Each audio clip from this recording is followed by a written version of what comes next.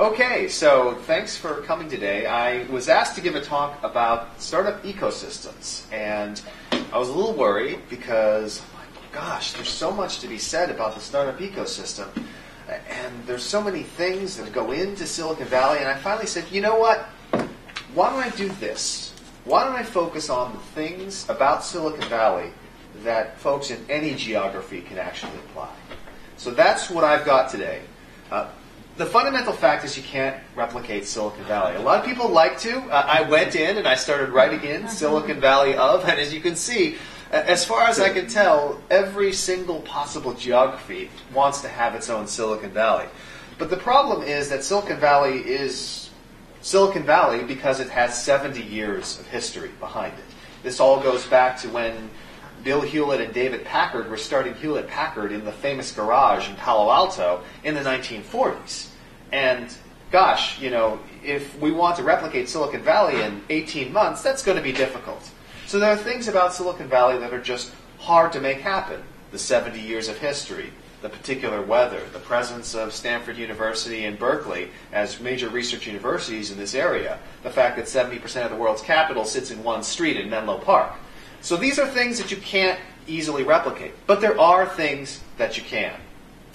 Silicon Valley is really an idea, and Steve Jobs has sort of proven this more than anyone else. When he talks about thinking different, that's essentially what Silicon Valley is about. It's about the attitudes and philosophies, not just about the physical nature of the plant or the investors that happen to be here. And so what I'm going to focus on today is talking about how are ways that you can think different in your community to make Silicon Valley style entrepreneurship possible.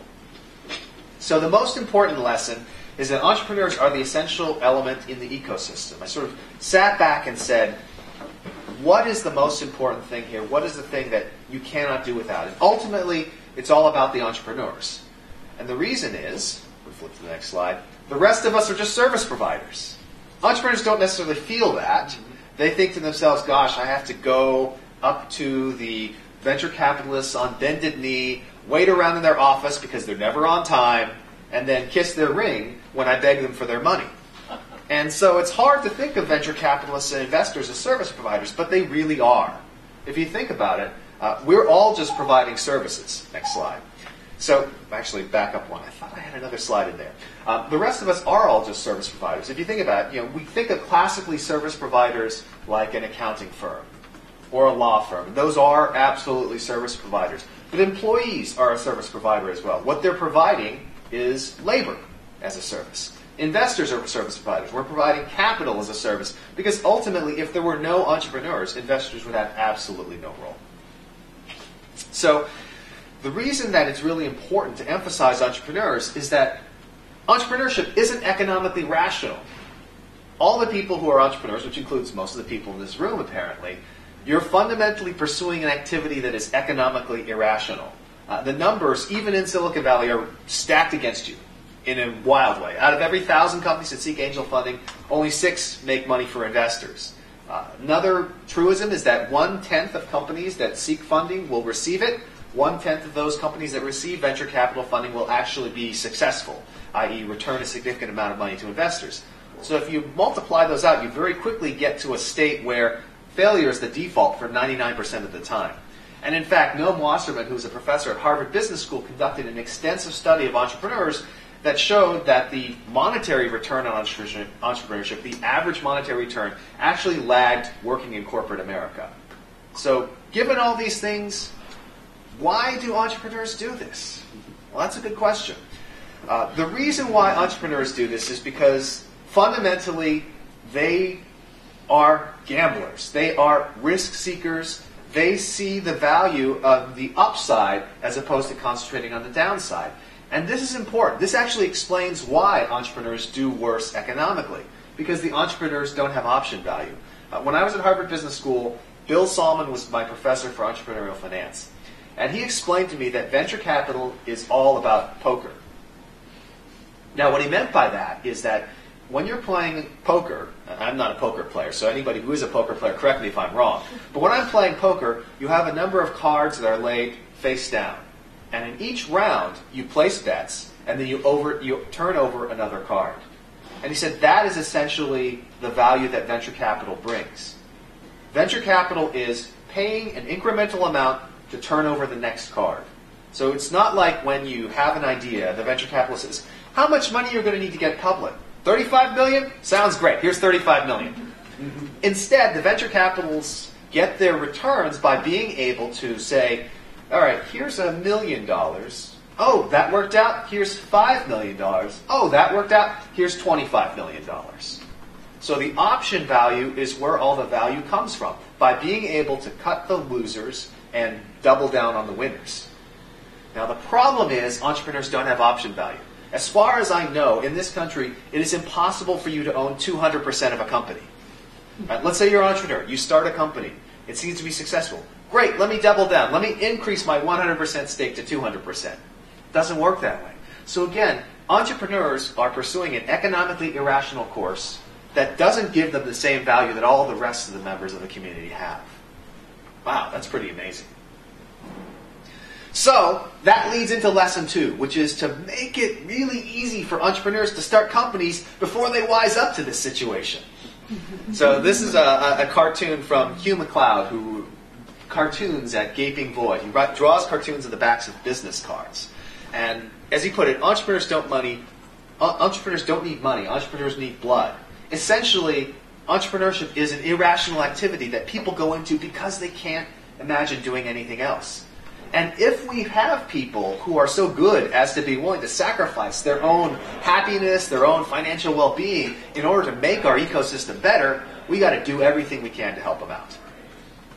So Silicon Valley wins because it's all about reducing the friction of company formation. If a friend of mine came to me and said, Chris, I have a great idea. I want to start a company. I would say, fantastic. Here's what we're going to do. We're going to go find a law firm that will defer all the billings so you can get the company set up. We're going to find employees and co-founders who will work for free so that you don't have to come up with any money. And then we're going to go ahead and find some angel investors who are crazy enough to give you money even though you don't have anything. And you can do that in Silicon Valley. And it's because we're reducing the friction of company formation. Now, the reason you want to reduce the friction of company formation is that it gets you to success or failure faster. This is kind of counterintuitive. Reducing the friction to start the companies doesn't make them any more likely to be successful. I mean, as we saw, 1% of companies end up being successful. But reducing the friction shortens the cycle time. And start to think from an operations perspective, because a lot of you guys have an operations research background. If you shorten the cycle time, each given entrepreneur can actually start more companies in their career. If you shorten the cycle time, companies that are losers get identified as losers more quickly and recycled into the ecosystem. Silicon Valley is phenomenal about recycling. There's a great quote from Steve Blank, who is the father of customer development and the godfather of the lean startup. And his quote is, do you know what we call a failed entrepreneur in Silicon Valley? Experienced. We recycle the people, we recycle the hardware. I mean, ask any entrepreneur. Most of the time, when their laptop comes from a previous company, their office supplies come from a previous company, everything is recycled. And because ultimately Silicon Valley reduces the friction so much, what we've done is per given entrepreneur, we're able to throw that many more companies out there. So instead of starting one company per entrepreneur in their career, we're starting 10 companies per entrepreneur in their career. And so the success of Silicon Valley ultimately comes from speeding up, acting as a catalyst to the entrepreneurial process. Ultimately, success or failure is still up to the entrepreneur. The fact that Silicon Valley makes it easy to start companies doesn't make it easy to exit and generate these huge returns. The reason there is a Facebook or a LinkedIn or a Google or an Apple is not because people in Silicon Valley are smarter. It's because there are 10 times more failures or 100 times more failures than in other places, but the successes outweigh them, and the successes build upon each other. The final thing to remember is this. Entrepreneurs are optimists. Noam Wasserman, same study. Interview these entrepreneurs. 81% of them think their startup will succeed. Which makes sense. Why would you start a company if you don't think you're going to succeed? The reason is he interviewed people who are several years into entrepreneurship. I mean, ultimately, every entrepreneur believes, I'm going to succeed. But 81% were convinced. I think 70% said there was no chance they could possibly fail. Now, as we saw, there's like a 99% chance they're going to fail. But that's the beauty of entrepreneurs. They have this incorrigible optimism, this desire to create. And all you have to do is remove the obstacles. Now, that's easier said than done. But the key is you have an entire ecosystem. You try to find ways to reduce the friction. That means working with the service providers like lawyers and attorneys. That means working with the investors. That means making it easier and easier for companies to form. If you're able to make it easier for companies to form, more companies will form, more companies will be successful, and you'll be able to generate that virtuous circle that has made Silicon Valley great. The thing that most people believe sets Silicon Valley apart is that Silicon Valley has such a long history of entrepreneurship. There are so many successful entrepreneurs who are giving back as angel investors or as venture capitalists. There's this deep bench of mentors. Well, the only reason Silicon Valley has a deep bench of mentors is because it failed so many times in the past. The more startups you start, the more startups are going to be successful. The more startups that are successful, the more successful entrepreneurs there will be to give back and make the ecosystem powerful. So ultimately, that's what it's all about. It's all about the entrepreneurs. And because we can't fundamentally change the entrepreneurs, our goal is simply to reduce the friction to those entrepreneurs producing more companies. And that's it. You can follow me on Twitter at Chris Ye, and many people like to do that. I should also mention one other thing, which is that since I'm in the room with all these people who run a series of accelerators and incubators, one of the companies that I have invested in, PV Works, makes collaboration software. One of the things we're planning to do later on this year is to introduce a program where we actually donate our software to every incubator or accelerator who wants it, so that you can give it to your companies as well. It's not a permanent donation forever. I mean, if they become Microsoft, we obviously want to charge them money for it. But we feel like it's a great way to give back to the startup community and to get people more into our product earlier on. So I'll have business cards, and we can definitely talk about that later on as well. Thanks a lot. Cool. So hopefully I was able to get through that quickly. That was fabulous. Hello. Chris, I've got a question, and so I'm just bursting, and hopefully everyone else can ask their questions after. So having spent quite, 12, 13 years in Europe, I see that the atmosphere or cultures there, particularly Ireland, was very different about failure. Yes. And in fact, how I launched my career here was I failed. And the best way to succeed in Silicon Valley. Absolutely. What you've just said is actually accurate as far as my experience here too. However, my question is, how do we change what's happening in other cultures when that very negative viewpoint about failure is there, basically? Got it. Do you have any ideas? Absolutely. Well, this is where having a member of parliament is helpful, because there are public policy areas around failure. I mean, one of the reasons why failure is relatively consequence-free here in Silicon Valley is because, if you fail, we do have corporations versus personal. There's no personal liability. You're not saddled with debts for the rest of your life. If you fail, you fail. And so being able to have a firm corporate veil that enables entrepreneurs to fail without ruining their lives is important. And so from a public policy standpoint, that's something to put in place. From an attitude standpoint, I think that what helps is things like this program where people are coming from all around the world to Silicon Valley. Each of you guys is highly influential in your home community. And you're going to go back and you're going to say, hey, let's do things to reduce the friction. Let's do things to encourage this. It isn't easy, and it'll probably take some time. But I think you've witnessed. I mean, just imagine 10 years ago the level of commitment to startups that existed in your communities. And it's nowhere near what it is today, thanks in part to guys like you. Other questions? And let's make it a discussion. Like each of you can share something around these topics, what's going on in your country, and it's not only from Chris. Exactly. No. In fact, I'll sit down. Each of you is so it doesn't seem like you have to. Is a contributor to this discussion. May I ask a question? Yes. Chris, you had a very good point saying that making it easy doesn't, to start something doesn't make it easy to exit. But how do we find this balance? To which extent and where exactly? Is it in terms of starting a company, or is it in terms of getting money? Right. My conclusion with our companies, sometimes I wish they had less money. Ah, yes. Sometimes I wish they Absolutely. had more troubles, starting a company, so they appreciate how business is done. Yes. But at the same time, as a public policy specialist, I understand that if we create, barriers for the company to start their activity, they may never find their first client. Right. Now, I think that you can see this happening even in this country. In this country, typically the government has a hands-off policy, but there are instances where the government attempts to pick winners by placing large loan guarantees in place and the like. Some of you who may be familiar with the name Solyndra, for example, which is a company that consumes several $100 million of government money. So my own personal feeling on this is that the government can't pick winners. Why? Because venture capitalists can't pick winners. I mean, it's all a crapshoot. It's not like Sequoia has a 70% success rate. What they have is a 10% success rate and a 90% success rate at burying their failures quietly so that no one knows that it existed. And in fact, you'll find that they disappeared mysteriously from their website after they fail.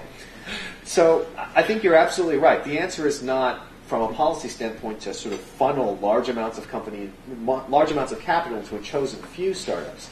It's to encourage the broad starting of companies. I think that it is true that when it gets really easy to raise money, like it is easier to raise money in Silicon Valley now than it typically is. That doesn't mean it's easy, but it's easier. That means a lot of bad companies get funded. And a lot of people are going down the path. The good news is, seed stage funding can only take people so far. It's not like if you give people $250,000 that they'll be able to live on that for 4 years consuming resources.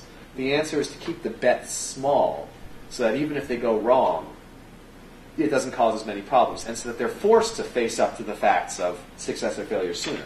You see these companies with an experienced executive like Color, for example. They raised $41 million. Well, they actually did the right thing and shut down the company. But in many cases, that's not going to happen. If you have $41 million sitting around, you can make a lot of mistakes before you run out of money. And so I'm definitely an advocate of the classic venture capital model of small bets that let you turn over the next card so that you could then see if you want to double down. Really quickly on your point, so I'm working with the Prime Minister in Lebanon, and they did a feasibility study on Singapore because they assumed that Singapore has created this ecosystem. And part of the discussion was interviewing entrepreneurs, and a lot of the entrepreneurs were saying that the government almost made it too easy and it's not really challenging. So what I think around the world, what actually drives the kind of early stage companies the most is very small money and good angels or mentors and advisors. So the example I like to use, I've met 400 companies in the Middle East, and only 6 of them had any U.S. advisors, mentors, investors, angels, and that's the disconnect. So in your case, in the Ukraine, I know a friend of mine is actually running something there too, Parish. I don't know if you know him. Rish? Yeah. He's They're our working partner. together. There you go. I actually met David. It's David's friend. That's what I figured. Yeah, I saw David's picture on the Startup Monthly thing. Yeah. Like, he was here first. David traveled with us to Moscow in September. David is The founder of PB Works, Works, which is the and company he that I actually met invested me. in, is an old friend of mine we as talked well. about 5-6 months ago when I was in Dubai. But the point is that creating that support network is more valuable than the money, I think. The network that really mentors companies, with Founder Institute, basically it's every week you either pivot, you make it, you don't make it, and then if you don't make it, you give up and you start something else. So I think as a policy that you want to build in a country, don't focus so much on the money and investors. Focus on building a supportive ecosystem with all the components. And I think the angel / advisor ones, the role that they play is probably the most important in that. So it's not always the money. And the good news is you can borrow a lot of those people from Silicon Valley. I think that part of what I see as an angel investor in Silicon Valley is I saw an email from an entrepreneur the other day saying, I'm thinking about raising my seed round. What do you think about a $25 million pre-money valuation? what? They're nuts. And so I think that there is, investors in Silicon Valley want to help people in general, want to spread, are evangelists for Silicon Valley. I think would be open to potentially working with you and helping you out. And I think the other thing is, frankly, there aren't a lot of bargains in Silicon Valley anymore, but they very well be bargains overseas. I think Dave McClure over at 500 Startups, whom you're going to visit later on this week, is one of the foremost advocates of this. I almost feel like I tell people, I think Dave's secret plan is make a lot of noise in the United States and make some investing in the United States, but invest the bulk of his money overseas, taking advantage of the notoriety he's built in the United States. I always tell people that's his secret plan. Yeah, valuations are 5 to 8 times lower. Exactly. At the stage, so you can get A round value at a seed stage anywhere, basically. And I think I like what you said earlier about staying away from clones. I mean, clones are not bad, inherently bad businesses, but I don't think that they're exciting and sexy. You have to have a huge domestic market. That's why like the German clones often work, the Chinese clones work, because they got a giant market. Russian clones. Turkey's doing well in that. So. Exactly. Yeah. Having Russia next to us is not helpful. Because the moment we start doing clones, they already have it. Yeah, they already have it. We have common language. It's very hard to compete. But I think Israel had a very good. Yeah, I mean, one of the things I wanted to comment. Dave McClure was actually in Israel this past week. He gave a couple of public presentations, but in one of them he goes through the stages, which I think everybody here is familiar with. And but what he wasn't really addressing is that, for example, in Israel there's a funding gap, not in the accelerator stage. I think just in terms of building an ecosystem, everybody rushes to the accelerator. Israel's had an explosion of accelerators in the past 2 years. Now, if you wanted to do a panel of accelerators that would fill this room, people running accelerators, which is a wonderful, a nice thing. But what happens is the typical, and myself and my partner do micro-angel investments as well, so up to $25,000 for a startup. The trouble is that there are a lot of companies now who've gotten the proverbial $25,000 or $50,000, and then there's a vast debt. That's everywhere. Right, That's right. The local VC community, depending on which takes you out, is somewhere between dead and dormant, and especially in the areas that we're talking about. Like, for example, I challenged one leading Israeli VC who has money and wants to invest, and I said, and this is the question of when you're investing in technology or what types of companies and so on, and it's that diversity that Silicon Valley has that I think is missing. Anyway, I challenged him and I said, would you invest in any of Y Combinator's classes this year? And he said, no. And I said, you see, that's the major gap that we have. I think that's something I think Israel's dealing with. Everybody, but it's slowly changing. Sell a few companies to Facebook. Actually, one of the things I did want to challenge you on, so just so I go down and get your response, Absolutely. which I think would be helpful for everyone, is that what we see is this centrifugal force of Silicon Valley at work, right? So sell a company to Facebook, it gets pulled to Facebook.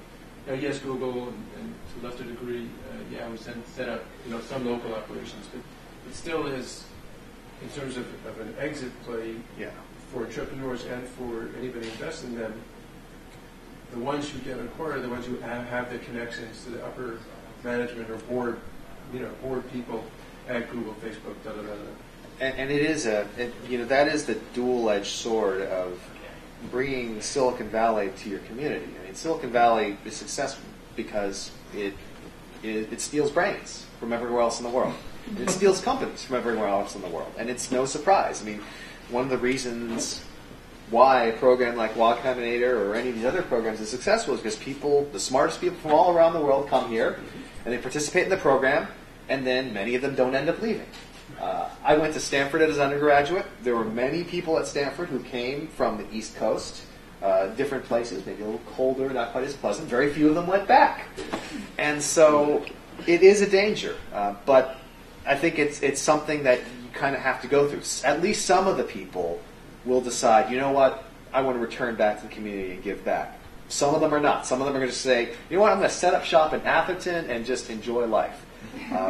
But you have to, you need those successful entrepreneurs, you need those successful exits, and right now those exits are primarily through acquisition, especially if the capital markets aren't developed enough to allow a public offering of significant size. So I think you're absolutely right. It is a danger, but there's a greater danger in not having that activity occur. I just wanted to add, two of our companies actually got PK from Dave McClure, and the way we're able to do that, literally it was to get Dave McClure to the Grow Conference in Canada and get him out drinking and good morning. I love you. Done. That's the company I'm investing in. So this, I mean, and for Canada, we have been really lucky, but just something I wanted to share with you is we've developed what's called C100. It's a group of Canadian expats who support our Canadian companies who are here. So any companies that go through our accelerator program get C100 mentoring. And the C100 group is really something wonderful because, for example, Patrick Bichette, number 2 at Google, he's the C100, so he comes and mentors this company. So we really, and this is what you said, like the companies who are going to have the success are the companies who are going to have some key contact here in the Valley, kind of take them on and say, hey, this is the company that's hot, and they're the person who's going to open doors. So at least for my program, I focus on getting the right advisor to the company because they open all the doors. And just the C100, it's a great program. Any country should try to duplicate. A third of them are investors. A third of them are, industry executives. And another third of them are entrepreneurs who had successful exits. So last year, we're lucky we got $114 million invested back in our Canadian startups that are here. And so this is just kind of just what you're saying. This is a new school of thought. Even though, talent is leaving your country, you just don't know what benefit you can actually give back to your startup. And if you look at it, I mean, China is a great example of a country where there were a lot of immigrants from China to the United States. Many of them made a home here, built companies here, developed a community here. Just go down to Cupertino, you'll see what I mean. But now, increasingly, people come from China to the United States for education, to maybe work, but then return to China because there's such a vast market and so many opportunities there. I often tell people, hey, if you have a chance to go to China, an emerging market where there's still a lot of things in play, you're probably going to do even better than you are here. I can't speak Mandarin worth a damn, and I, as I've mentioned, don't even drive to San Francisco, so I'm not back in China. But I do advise a lot of people, hey, you know what? You can have this whole cycle where you export your brains to the United States, but eventually the diaspora reverses, and you begin to have a reverse brain drain. So one of the things I want to kind of highlight is that this accelerator phenomenon is kind of what I call the realtor syndrome. When the housing market was booming, everybody all of a sudden became an expert at being a realtor or mortgage broker. And the reality still is that only 10% of the realtors made money. And I think a lot of efforts now are obviously amazing to start these accelerator programs, but we always said, what happens after? And what the phrase we used was the wind comes out of the sail. So the phase right after the accelerator is the most critical because getting someone started and having an actual vision and a minimal viable product or pitch deck is obviously kind of the root. But unless you water that plant right afterwards, many companies and accelerators will not make it because they don't have that support network afterwards. And the reason why a Dave McClure or a Y Combinator are now so powerful is because that supportive network around them is already done. So Y Combinator has, I think, 1,100 mentors. What Dave's doing now is that he's kind of intermingling the entrepreneurs within his companies to be advisors and mentors to the other ones. So it's in a sense, even with Founder Institute, it's kind of a co-op model where everybody supports each other and everybody kind of helps. And even some of the companies may be competitive, but they're really trying to open doors. And I think the idea of being a connector is almost more important than a mentor at that phase. The mentoring should be done in the program, when all the products are being built, and you obviously want to have people involved, but the phase right after is where I think a lot of efforts are going to fail because the support network, the angel network, and that gap is too big. Right. I mean, but Y Combinator, for example, what happened was people sometimes forget is that very quickly developed, the check for every company coming out of Y Combinator. So it's not the beer money and piece of money for 3 months. It's a longer runway. so that you have time to run around trying to raise your, whatever you want to call it, seed round or next round of capital. And that, you know, you can call it month 4, if you want, for a name, a good name of a venture fund, which is, you know, focusing on all these people coming out of the usual 3 months of the acceleration program in a month. So they don't have the Y Combinator. just to comment on that, we work with Steve Blank as advisor, and you know, from the last meeting, one of the things that we learned is that we are building the last pivot accelerator, meaning that there are lots of all these accelerators around the world that incubate ideas, kind of polish them, and we provide them the last step in the valley where they arrive, and we help them to do the seed round. And this is what we're going to start doing from April. Right now we have one kind of fresh startup in the accelerator out of 4, others a bit more mature. But starting from the next year, we're going to be kind of position it as the last pivot accelerator. Well, Techstar is also doing the same. Okay. So what some of the accelerators in Europe are doing, and we are going to start doing ourselves, is to provide follow-on money if the startup is able to raise some funding. So let's say the startup is able to raise like 100,000, then we provide, you know, we also pitch in, so they get validation from the market because we also want that validation to happen. But at the same time, they know that we are continuing. That makes it easier for them to raise that little bit of follow-on money, and to have it structured so it's almost like the same pool of investors that are repeatedly investing in those startups coming out of a particular accelerator. Startup Bootcamp is doing that in Europe. We are about to start the same, and I think that makes it a little bit easier because there is definitely a huge death value right after. Really quick. I'm sorry. Please. And I think our issue in Ukraine, and I'm sure it's the same for you, it's not only that they don't have flow on money, but the real issue is they don't have traction. They live outside of the customers they are trying to get to their, you know, I'd say no one would die without money, but they would all die if they don't have appropriate traction. Steve Blank said that you need to have about 5 or 7% on a weekly basis of your growth of user base. Now we are like looking at each of our company and yelling at them and saying, well, where is your traction? We went to New York in May and I talked to all the funds and they said, well, we don't mind that they are Ukrainian. We don't even mind that they are out there. We only care for the 7% to show on their dashboard so we can see real traction. And they need to get to the Silicon Valley or to Boston, to New York, whatever. Anywhere they can get their millions of clients, but they need to work with them, and have an angel investor is crucial to them. Angel who is seriously working with the team, advising angel. Yeah, I would even say that looking at the smaller companies that I worked with, we tend to be right at that stage where they're starting to talk to customers, and the scary part about that is that it's something they should have started long before. Exactly. And this is the same problem. You know, you would think that people in Silicon Valley who have seemingly more direct access to customers than companies in places where the local market isn't as large.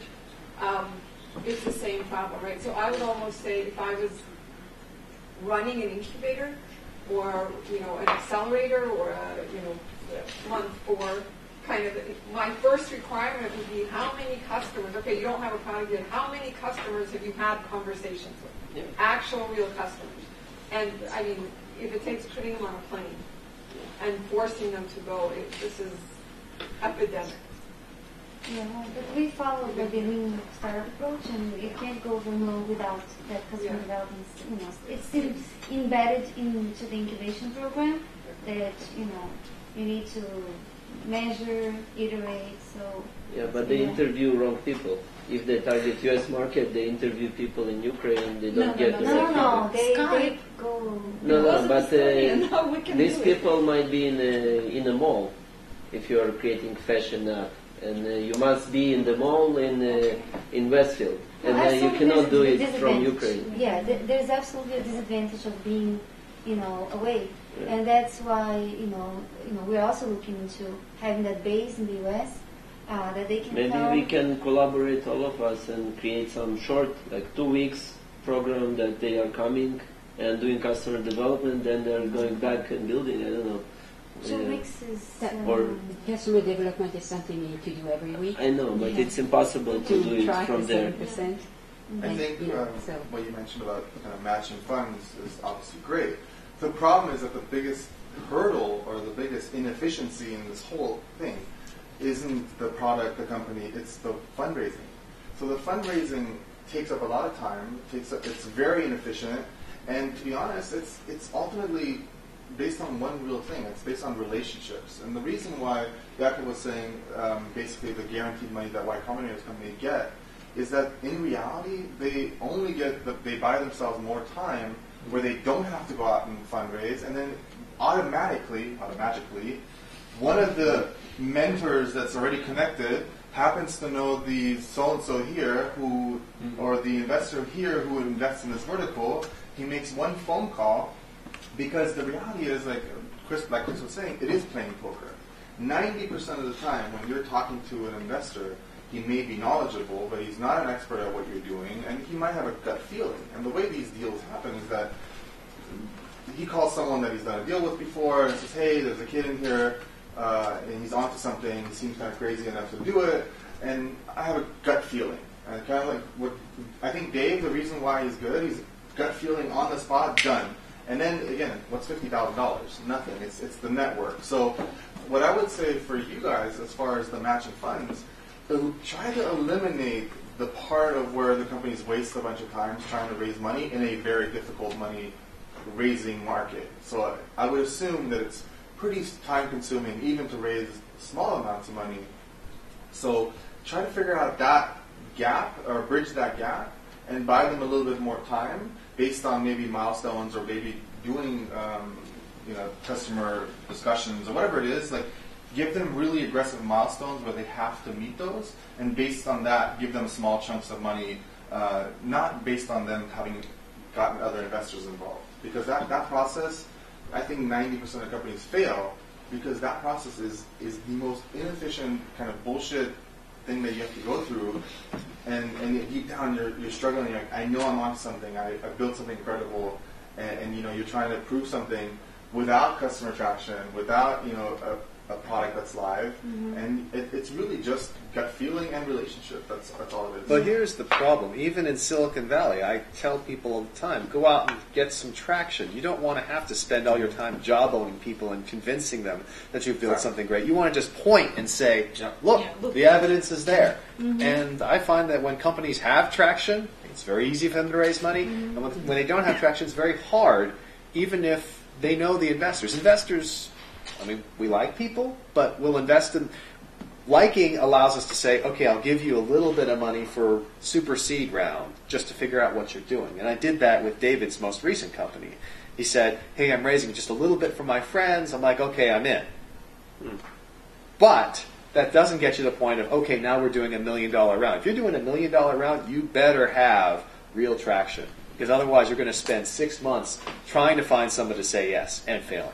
And that 6 months is much better spent on a strategic partnership, on a distribution deal, a pilot, and then it may not always be Microsoft or Google or Yahoo or Facebook, but if you can get a strategic deal done that validates your model, I like to call the concept transferring the burden of distribution. If you can get a bigger brand to